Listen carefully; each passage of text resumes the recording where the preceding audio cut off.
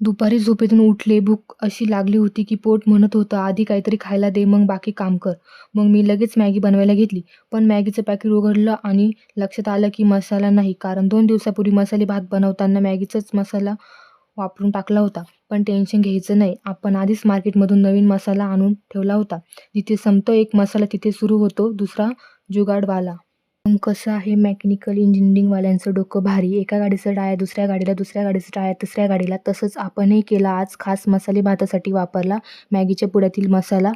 झकास. आता मॅगीची आली पाळी. सेपरेट आणलेल्या मॅगी मसाल्याने मारली एंट्री भारी. मग झाली आपली मॅगी तयार. मॅगीवर ताव मारला. पोट म्हणतं आता बरं वाटतंय. पण डोकं म्हणालं माझं काय? मला पण काहीतरी खायला दे. मग म्हटलं चला पेपर जवळ आले आहे तर डोक्यात पण काहीतरी भरूया. पुस्तक हातात. पुस्तक उघडलंच नाही तर लगेच मम्मीचा आवाज, "चहा बनव जरा." मग अभ्यास बाजूला आणि चहा पुढे. चहा बनवला, गॅस बंद केला आणि मागे वळून पाहिलं तर मॅगीची भांडी आणि चहाची भांडी माझ्याकडे रागाने बघत होती. "खाल्लंस तू मजेत, आता आम्हालाही घासून घे नीट." मग काय घेतलं त्यांना धुवून. मॅगी झाली, चहा झाला, भांड्याचाही विषय मिटला. आता पुस्तक उघडून बसले. अभ्यासाचा नंबर शेवटी लागला.